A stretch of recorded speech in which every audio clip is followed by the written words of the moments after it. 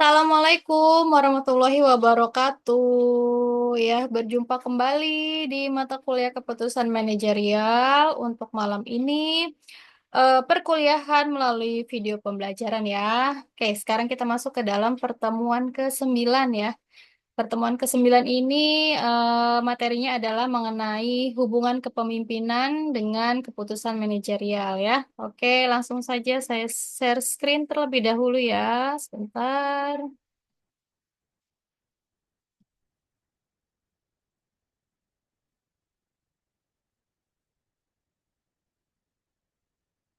Oke, sudah terlihat ya.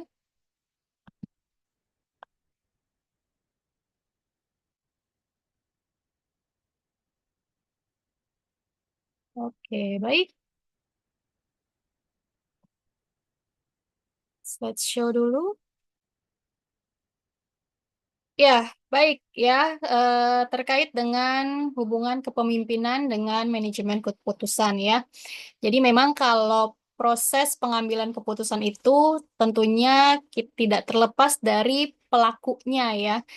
Pelaku yang berperan dalam proses pengambilan keputusan tersebut. Yang mana pelakunya ini adalah si pemimpinnya gitu ya. Makanya seorang pemimpin itu perlu memiliki yang namanya pemikiran visioner gitu ya. Jadi ketika proses pengambilan keputusan dilakukan, tentunya pemimpin juga sudah paham gitu ya dengan konsekuensi nanti keputusan yang mau diambil. Dan ini tentunya berkaitan dengan permasalahan yang dihadapi, kemudian solusinya nanti seperti apa gitu ya. Tentunya pemimpin bertanggung jawab terhadap eh, efek daripada pengambilan keputusan tersebut gitu ya. Jadi dalam menyelesaikan permasalahan dan proses pengambilan keputusan dalam suatu organisasi, tentunya ditentukan oleh kualitas ya, kualitas kaidah manajemen yang baik gitu ya. Dan ini menjadi apa ya, bisa dilihat kinerjanya gitu ya, sisi kinerja daripada si pemimpin tersebut dalam pengambilan keputusan tadi ya. Jadi, untuk itu diperlukan suatu bentuk kepemimpinan yang baik dalam mengendalikan jalannya suatu organisasi. Jadi, dengan kepemimpinan yang baik, maka akan didapat juga suatu organisasi yang baik pula ya. Nah, di sini ada definisi kepemimpinan ya. Jadi, kepemimpinan ini merupakan suatu ilmu yang mengkaji secara komprehensif tentang bagaimana mengarahkan, mempengaruhi, dan mengawasi orang lain untuk mengerjakan tugas sesuai dengan perintah yang direncanakan. Jadi ilmu kepemimpinan ini tentunya telah semakin berkembang ya seiring dengan dinamika perkembangan zaman gitu ya. Jadi untuk memahami definisi kepemimpinan yang lebih dalam kita juga perlu tahu gitu apa sih pengertian pemimpin menurut para ahli gitu ya. Nah, di sini ada menurut Stephen Robin ya. Jadi kepemimpinan itu adalah kemampuan untuk mempengaruhi suatu kelompok ke arah tercapainya tujuan. Kemudian menurut Richard mengatakan bahwa kepemimpinan atau leadership adalah kemampuan mempengaruhi orang yang mengarah kepada pencapaian tujuan. Nah, kemudian apa kaitannya pemimpin dan kepemimpinan gitu ya? Jadi, Gary Yuk dalam Berantas dalam Fahmi, ini dalam jurnal ya semuanya, membantu kita dengan melakukan klasifikasi definisi pemimpin dan kepemimpinan, yaitu yang pertama ada melalui pendekatan ciri gitu ya. Pendekatan ciri ini adalah pendekatan yang menekan kepada atribut-atribut pribadi para pimpinan gitu ya. Jadi, dasar daripada pendekatan ini sebenarnya asumsi bahwa beberapa orang merupakan pemimpin dengan beberapa ciri yang tidak dimiliki orang lain ya. Biasanya ini berkaitan sama dulu ya kerajaan gitu ya. Kan pasti kalau misalkan eh, orang tuanya raja, pasti anaknya juga pasti nanti akan jadi pemimpin berikutnya gitu ya. Nah, teori kepemimpinan ini merupakan teori kepemimpinan tahap awal nih, yang pendekatan ciri, karena ini berdasarkan ciri yang bisa dilihat dengan kasat mata gitu maksudnya. Kayak tadi berdasarkan keturunan ya. Nah, itu kan bisa udah pasti nantinya akan jadi the next pemimpin karena orang tuanya juga pemimpin dulunya gitu. Nah, teori-teori selanjutnya ini menekan kepada upaya mencari korelasi yang signifikan tentunya tentang si atribut pemimpin dan kriteria keberhasilan seorang pemimpin. Jadi dalam kelompok ini antara lain terdapat teori kepemimpinan yang karismatik ya biasanya. Kemudian ada pendekatan perilaku. Jadi pendekatan ini merupakan kritisi nih terhadap pendekatan yang sebelumnya, yaitu si pendekatan ciri gitu ya, yang generasi pertama tadi gitu. Kalau pendekatan ini biasanya diwarnai oleh psikologi dengan fokus menemukan dan mengklasifikasikan nih, mengklasifikasikan perilaku-perilaku yang membantu pengertian kita tentang si kepemimpinan. Jadi di dalam pendekatan ini terdapat antara lain tuh teori-teori tentang kepemimpinan dengan si para pengikutnya. Jadi para para apa sih namanya teoritikus dalam lingkungan pendekatan ini mencoba menjelaskan efektivitas kepemimpinan dalam kaitannya dengan jumlah dan jenis kekuasaan yang dimiliki oleh seorang pemimpin. Dan cara kekuasaan tersebut seperti apa? Contohnya misalkan dalam kelompok ini teori-teori kepemimpinan yang otoriter, kemudian teori kepemimpinan yang demokratis, yang apa sih namanya laissez-faire ya, atau secara bebas gitu ya. Nah, itu pendekatan kepemimpinan secara perilaku. Kemudian ada juga pendekatan situasional ya. Jadi pendekatan ini menekankan pada pentingnya faktor-faktor kontekstual seperti sifat pekerjaan yang tentunya sering dilaksanakan oleh unit pemimpin. Kemudian apalagi sifat lingkungan eksternal dan karakteristik si pengikut gitu ya. Nah, tentunya pemimpin dan kepemimpinan ini ibarat dua mata uang gitu ya, yang tidak bisa dipisahkan sebenarnya. Cuman banyak juga di dunia nyata kalau setiap orang tentunya bisa menjadi pemimpin gitu ya. Tapi apakah pemimpin itu, apakah semua pemimpin itu memiliki jiwa kepemimpinan atau tidak gitu ya? Memang ada beberapa pemimpin yang jiwa leadershipnya tuh tidak ada gitu. Jadi hanya sekedar eh, bisa memimpin tapi tidak tidak mempunyai jiwa leadership yang dimiliki oleh seorang pemimpin ya. Banyak ya yang seperti itu juga ya.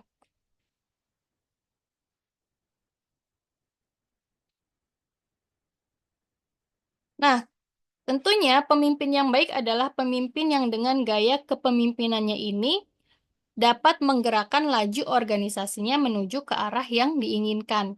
Tentunya si pemimpin yang baik juga bisa apa ya namanya menselaraskan gitu ya antara tujuan pribadi dan tujuan organisasinya. Tentunya dengan menerapkan dan mewujudkan visi dan misi yang dimiliki oleh organisasi melalui pengambilan keputusan yang tepat bagi si organisasi. Kemudian ada ciri-ciri pemimpin ya. Yang pertama, memiliki kompetensi yang sesuai dengan zamannya gitu ya. Jadi artinya kompetensi yang dimilikinya ini sangat berguna untuk diterapkan pada saat itu. Dan kompetensi tersebut tentunya bisa diakui oleh banyak pihak serta pakar khususnya ya. Kemudian, memahami setiap permasalahan secara lebih dalam dibandingkan dengan orang lain ya. Tentu ya, jadi jangan sampai kita sebagai pemimpin tidak tahu apa-apa gitu. Kita hanya sebagai apa ya? Mungkin menjadi pemimpin karena faktor keturunan gitu ya tadi ya. Sehingga sebenarnya dia tidak punya kompetensi sebagai pemimpin gitu. Makanya dia dalam setiap menghadapi persoalan itu tidak paham gitu. Malah yang lebih banyak paham itu para anggotanya atau bawahannya. Nah, jangan sampai seperti itu gitu ya. Tentunya kita sebagai seorang pemimpin kita harus tahu gitu ya setiap permasalahan yang dihadapi itu seperti apa ya. Karena kan ini nantinya akan mempengaruhi proses pengambilan keputusan kalau misalkan terjadi permasalahan yang sangat krusial dan membutuhkan solusi yang tepat dan cepat dalam menyelesaikan masalah tersebut. Kemudian, ciri-ciri berikutnya adalah mampu menerapkan the right man and the right place secara tepat dan baik ya. Jadi, pemimpin itu mampu menempatkan orang sesuai dengan tempat dan kemampuan serta kompetensi yang dimilikinya ya. Jadi jangan asal sekedar teman atau apa namanya karena kolega gitu ya ditempatkannya tidak sesuai dengan kompetensi ya. Kemudian George R. Terry mengemukakan 8 ciri-ciri dari si pemimpin. Yang pertama tentunya adalah energi ya. Jadi energi ini berkaitan sama kemampuan kekuatan mental dan fisiknya ya. Kemudian ada stabilitas emosi. Tentunya seorang pemimpin tidak boleh ya berprasangka jelek terhadap bawahannya gitu ya. Dan dia juga tidak boleh egois, tidak boleh cepat marah gitu ya. Dan apa sih namanya? Harus bisa mengatur atau memanajemen emosinya tuh dengan baik gitu. Kemudian ada ciri berikutnya human relationship ya. Ini berkaitan sama pengetahuan tentang hubungan antar manusia gitu ya.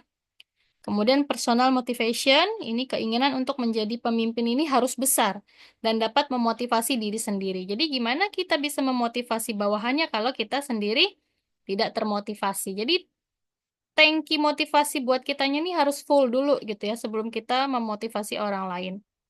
Kemudian ada communication skill ya. Ini berkaitan sama kecakapan tentang berkomunikasi ya. Jadi tentunya seorang pemimpin itu kan harus cekatan gitu ya, berwibawa gitu. Jadi komunikasinya juga harus penting gitu, public speakingnya gitu ya. Kemudian ada teaching skill. Ini mempunyai kecakapan untuk mengajarkan ya. Kemudian apalagi menjelaskan dan mengembangkan para bawahannya. Kemudian ada social skill ya. Tentunya ini keahlian di bidang sosial ya. Bagaimana dia berupaya untuk meningkatkan kepercayaan diri dan kesetiaan para bawahannya. Kemudian dia juga harus eh, senang gitu ya kalau misalkan bawahannya maju gitu. Artinya kan karena gini, pemimpin yang sukses, pemimpin yang berhasil itu adalah ketika dia mampu menjadikan bawahannya menjadi lebih sukses dari dia gitu. Artinya dia berhasil nih mendidik si para bawahannya tadi. Jadi jangan merasa tersaingi gitu ya. Jadi jangan merasa kita pemimpin itu menjadi setengah-setengah mengajarkan atau mengetrit bawahan kita gitu. Jadi jangan takut-takut sewaktu-waktu bawahan kita akan melampaui kita. Jangan, justru keberhasilan kita sebagai pemimpin itu dilihat dari situ gitu, dilihat dari kemajuan dari para bawahannya.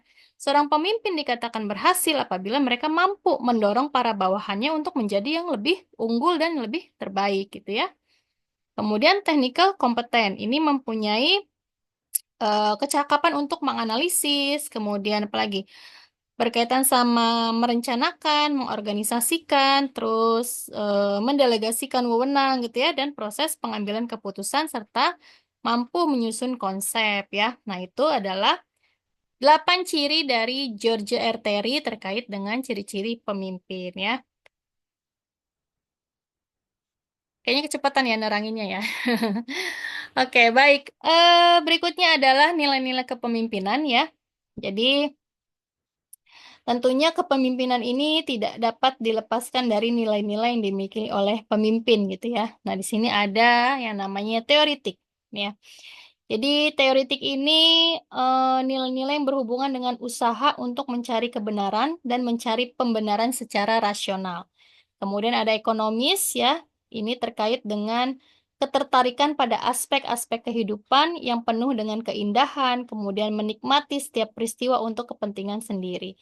Kemudian ada sosial, ini menaruh belas kasihan pada orang lain, simpati, dan tidak mementingkan diri sendiri. Kemudian ada politis ya, ini berorientasi pada kekuasaan dan melihat kompetensi sebagai faktor yang sangat vital dalam kehidupannya. Kemudian ada religius ya. Religius ini berkaitan dengan menghubungkan setiap aktivitas dengan kesuksesan Sang Pencipta. Kemudian ada sikap bijaksana. Sikap ini tentunya menyangkut dengan kemampuan dalam pengambilan keputusan yang tidak berat sebelah, namun keputusan yang diambil adalah memikirkan banyak segi dan keseimbangan. Kemudian ada kesetiakawanan yang tinggi. Ini berkaitan sama bagaimana dia bisa menunjukkan pemimpin ini memiliki loyalitas tinggi pada sesama rekan kerja, bahkan pada para karyawannya. Kemudian pembahasan selanjutnya adalah pemimpin dan power ya. Jadi eh, para pemimpin ini dalam menjalankan dan melaksanakan rencana yang diinginkan tentunya menerapkan kekuasaan yang dimilikinya ya. Tentunya kekuasaan ini bertujuan agar tercapainya dan berjalannya pekerjaan sesuai dengan rencana yang diharapkan gitu bagi organisasi. Dan bagi pemimpin, tentunya kekuasaan ini harus dijalankan secara positif ya. Jadi tidak tidak apa tuh namanya? Tidak menyalahgunakan kekuasaan yang dia punya gitu ya.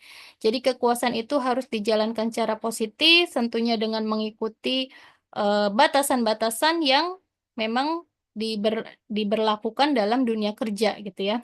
Nah, Penggunaan kekuasaan oleh seorang pemimpin ini tentunya akan semakin terlihat dalam setiap keputusan-keputusan yang dianggap memiliki nilai penting dan tentunya memiliki pengaruh besar bagi keberlanjutan perusahaan ya.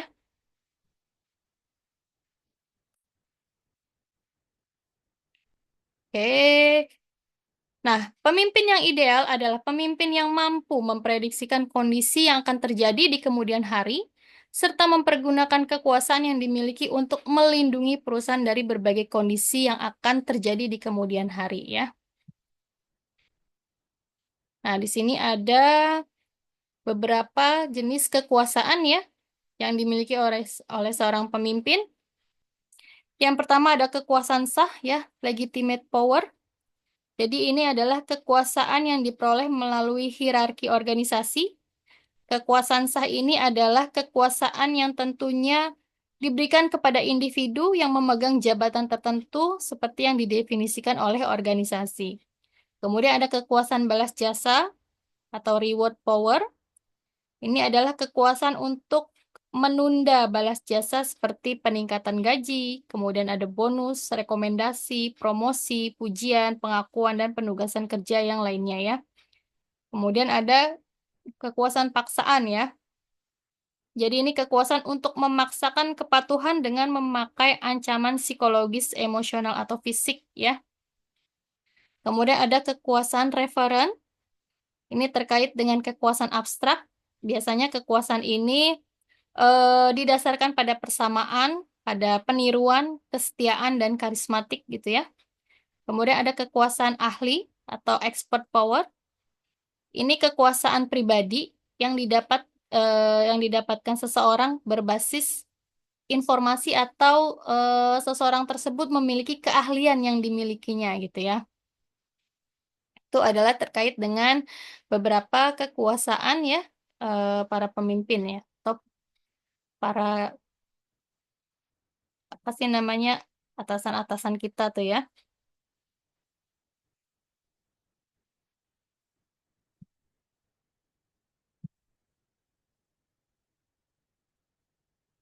Oke, selanjutnya adalah kepemimpinan dan perilaku ya.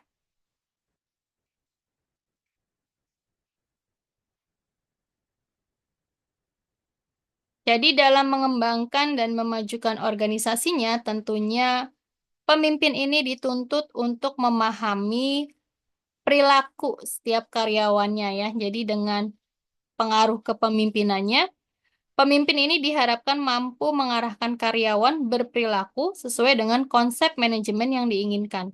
Jadi pemimpin ini harus menggunakan kekuasaannya nih, harus menggunakan kekuatan jabatan yang dimiliki untuk merubah sikap perilaku karyawannya.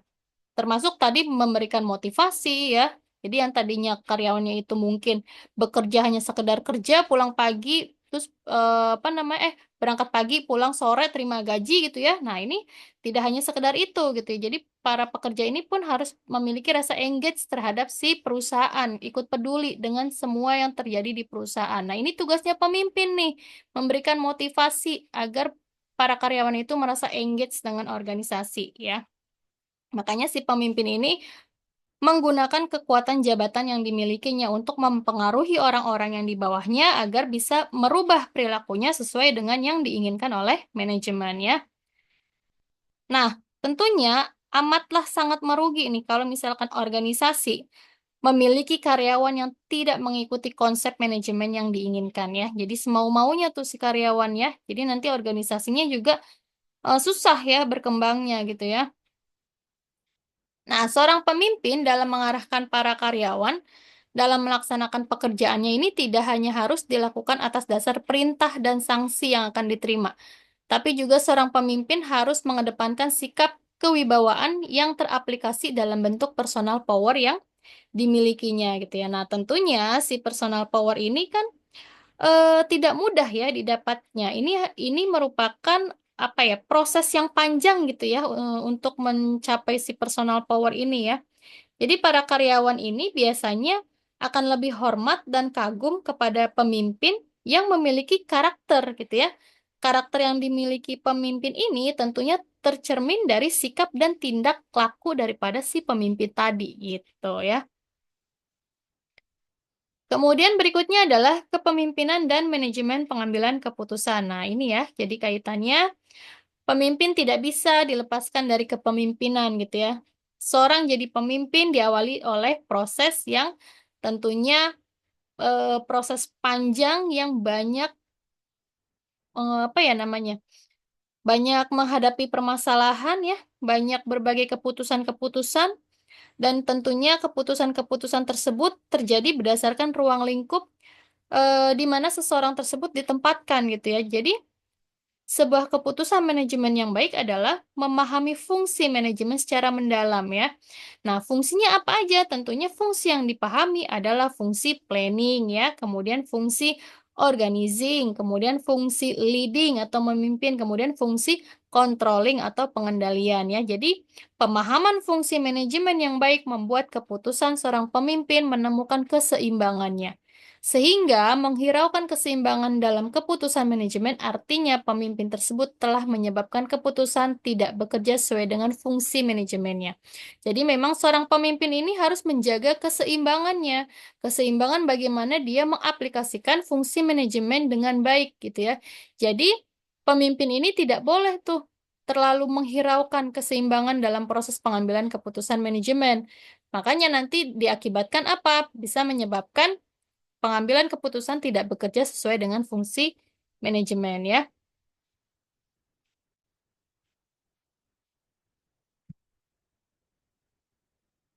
Nah, ini ya terkait dengan fungsi manajemen dalam proses pengambilan keputusan tadi ya. Nah, ini merupakan bukan sesuatu yang baru lagi ya. Apa namanya? Proses ini sudah sering kali ya, apalagi dalam perkuliahan prodi manajemen gitu ya. Di awal-awal pengantar manajemen semester 1 udah berkaitan juga nih proses ini ya. Proses planning, organizing, controlling ya, actuating ada lagi ya. Jadi tentunya dengan memahami setiap fungsi manajemen tersebut ya, tentunya bisa mempraktekkan suatu keputusan yang sempurna gitu ya. Artinya empat fungsi ini diharapkan akan tercipta suatu keputusan yang baik gitu ya. Nah, si keputusan baik ini adalah keputusan yang mampu mempresentasikan si empat fungsi manajemen tersebut sesuai dengan persyaratan dalam konsep perspektif manajemen pengambilan keputusan ya.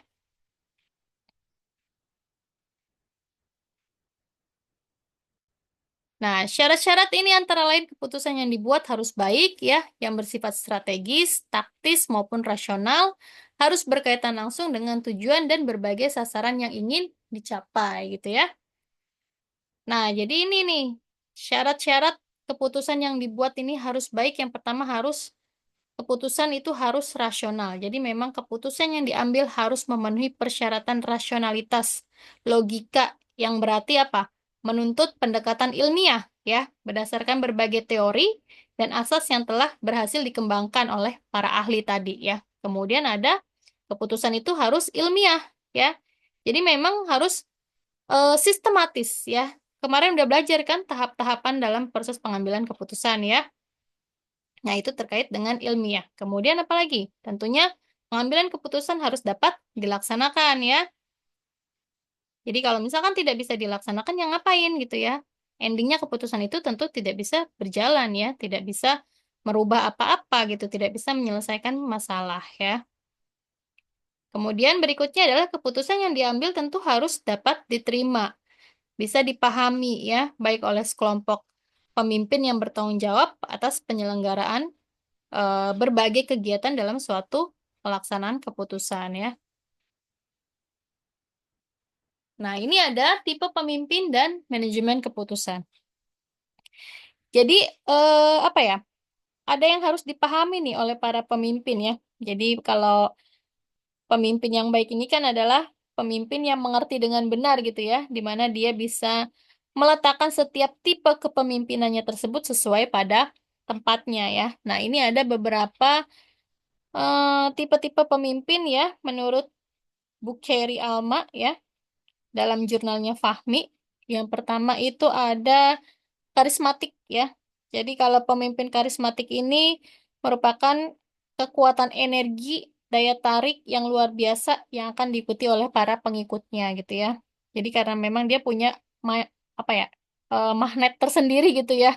Jadi makanya kita terlalu apa namanya, eh terlalu mengikuti terhadap si pemimpin ini karena karismatiknya dia gitu ya. Kemudian ada tipe paternalistis ya. Nah, kalau tipe paternalistis ini dia bersikap melindungi bawahannya ya. Jadi ngemong dia ya sebagai seorang bapak atau sebagai seorang ibu yang penuh kasih sayang. Kemudian ada tipe militeristis. Ini banyak menggunakan sistem perintah, sistem komando dari atasan ke bawahan, bersifat keras, sangat otoriter, menghendaki bawahan agar selalu patuh, penuh secara formalitas ya. Kemudian ada tipe otokratis ya. Ini biasanya berdasarkan pada kekuasaan dan paksaan mutlak yang harus dipatuhi ya, otoriter gitu ya.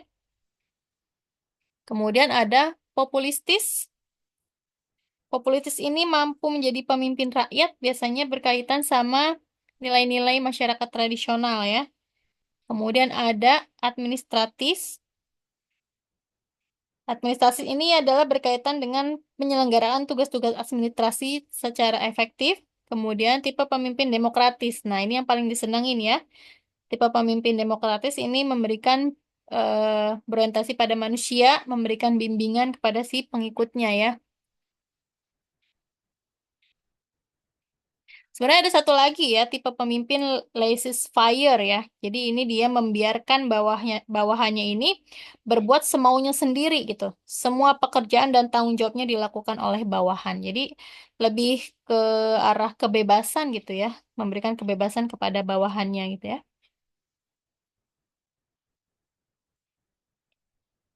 Jadi dengan melaksanakan tipe-tipe pemimpin, yang paling baik seorang pemimpin tentu harus memiliki keberanian ya.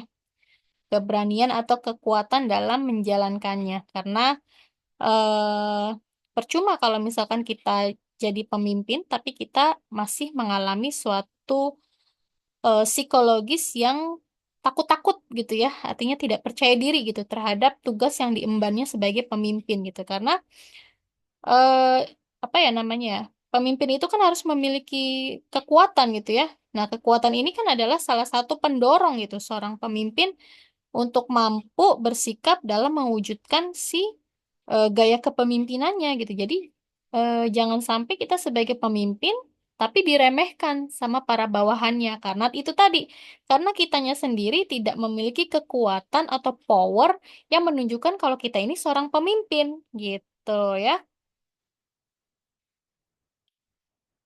Nah, kemudian ada hubungan pemimpin dan karyawan dalam perspektif manajemen keputusan ya. Jadi, dalam konteks hubungan antara pemimpin dan karyawan, tentunya sangat dipengaruhi oleh gaya pemimpin yang dimilikinya ya. Nah, ini disebabkan pemimpin memiliki kekuasaan atau otoritas lebih dalam dan menunjukkan suatu apa ya, membentuk suatu usaha bisa terwujud manajemen organisasi yang diharapkan gitu ya. Nah, di sini ada dua, ada orientasi tugas dan orientasi pegawai ya. Jadi, pemimpin dengan gaya kepemimpinan orientasi tugas ini biasanya pemimpin itu cenderung sangat mengejar target ya. Jadi ini dia biasanya sikapnya itu perfeksionis gitu ya. Nah, di sini ada ciri-cirinya ya, ada menghindari sifat suka melalaikan tugas. Makanya dia harus berorientasi pada tugas. Dia harus eh, kalau deadline ya deadline gitu. Jadi tidak boleh leha-leha ibaratnya gitu ya. Jadi dia paling anti melalaikan tugas. Kemudian ada mengedepankan profesionalitas. Profesionalitas hasil kerja sesuai dengan target ya. Kemudian ada berusaha memberikan kepuasan kepada klien, mitra bisnis ya, birokrat, konsumen ya. Kemudian menghindari cacat kerja ya. Makanya dia pengennya perfect ya. Nggak mau ada celah salah sedikit pun. Kemudian mengedepankan servis purna jual ya pada para konsumen. Kemudian dia selalu menjunjung reputasi perusahaan. Dia selalu menjunjung tinggi reputasi perusahaan ya. Karena ini merupakan apa ya? Amanat visi dan misinya perusahaan gitu ya, termasuk memberikan kepuasan kepada si para pemegang saham. Kemudian kalau pemimpin dengan gaya orientasi pegawai, ini biasanya pemimpin yang memiliki pandangan dengan konsep kaderisasi, ya. Jadi konsep ini terlihat dengan cara pemimpin ini berusaha membesarkan karyawan yang berpotensi untuk dididik, kemudian diberikan pelatihan, kemudian apa namanya? Tentunya pemimpin ini berharap kalau nantinya ketika sudah diberikan pelatihan, dididik, tentunya si karyawan ini bisa memberikan timbal balik gitu ya bagi kemajuan organisasi untuk meningkatkan kinerja organisasi ya. Nah, namun ya pada kenyataannya model orientasi tugas ini lebih sering diterapkan ya daripada si orientasi pegawai gitu ya. Karena pada dasarnya pemimpin ini lebih lebih pengennya tuh mengutamakan sisi profitnya, benar nggak sih? Jadi dia tuh pengennya tuh keberlanjutan usaha organisasinya yang dia pimpin bisa lebih maju gitu dibandingkan dengan dia mengkaderisasi para karyawannya. Karena itu tadi, seperti yang saya sampaikan di awal gitu ya.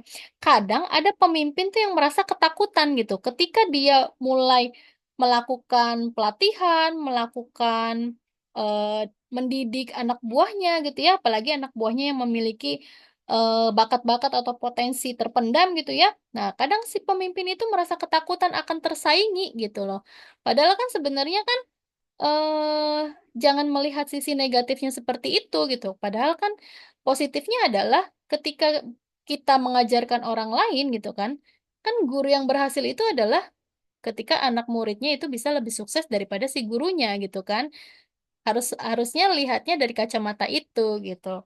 Cuman kebanyakan pemimpin sekarang lebih memfokuskan kepada profitnya perusahaan, bagaimana organisasi yang dia pimpin ini bisa berkembang gitu ya, bisa tetap eksis di dunia industri gitu. Makanya kadang pemimpin itu eh, suka melupakan gitu ya proses orientasi kepada karyawannya atau pegawainya gitu ya. Padahal proses kaderisasi, training and development itu sangat sangat dibutuhkan oleh para karyawan karena itu merupakan salah satu tugas pemimpin juga memberikan motivasi kepada si karyawan melalui proses kaderisasi dan training and development tadi gitu ya.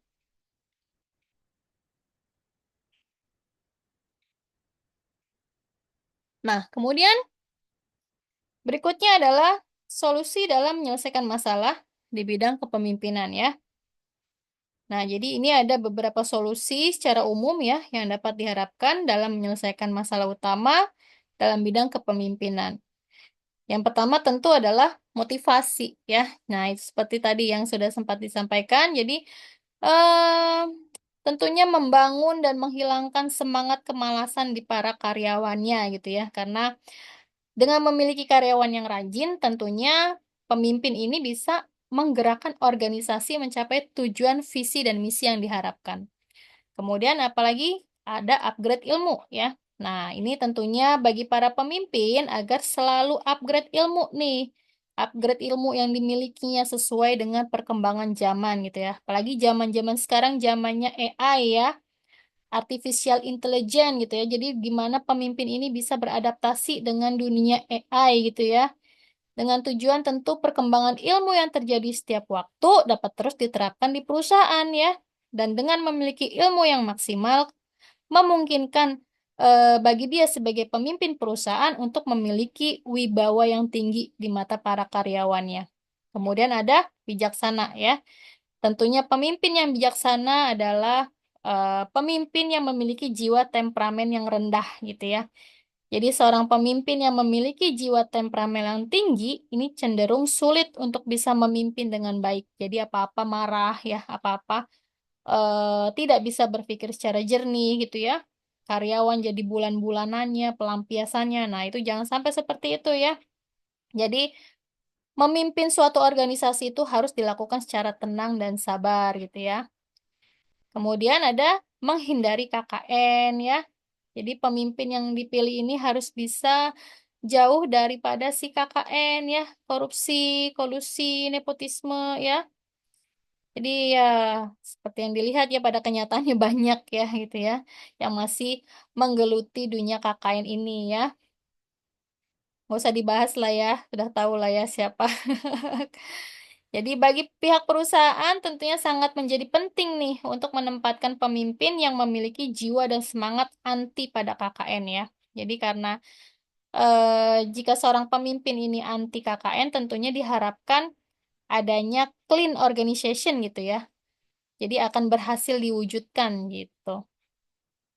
Kemudian ada tidak power syndrome ya. Jadi pemimpin yang dipilih adalah yang memiliki jiwa dan semangat tidak terlalu cinta pada kekuasaan gitu ya. Tidak mabuk kepayang dengan kekuasaan yang dimiliki gitu. Jadi mentang-mentang jadi pemimpin bisa seenaknya aja gitu ya. Jadi pemimpin yang cinta pada kekuasaan ini cenderung akan bersikap otoriter biasanya dalam memimpin ya. Nah, itu terkait dengan pembahasan solusi menyelesaikan masalah dalam bidang kepemimpinan ya. Oke, jadi pembahasan malam ini terkait dengan pelaku daripada si apa namanya? Pelaku daripada si pengambil keputusan ya, yaitu seorang pemimpin ya. Nah, kemudian nanti kita akan melanjutkan di sesi forum diskusi terkait dengan materi kita pada malam hari ini ya. Jadi untuk materinya mungkin cukup ya. Saya sampaikan pada malam hari ini, nanti kita berlanjut di forum diskusi. Nanti kalian boleh menanggapi diskusi yang dilempar daripada teman-temannya ya. Atau enggak menanggapi diskusi yang sudah saya lempar ya. Jadi nanti kehadirannya saya lihat dari forum diskusi dan dari menyimak video pembelajaran yang sudah saya sampaikan ini ya. Baik, terima kasih rekan-rekan mahasiswa semuanya. Semoga masih tetap semangat untuk melanjutkan di forum diskusi ya. Sampai berjumpa di video pembelajaran selanjutnya. Terima kasih. Assalamualaikum warahmatullahi wabarakatuh.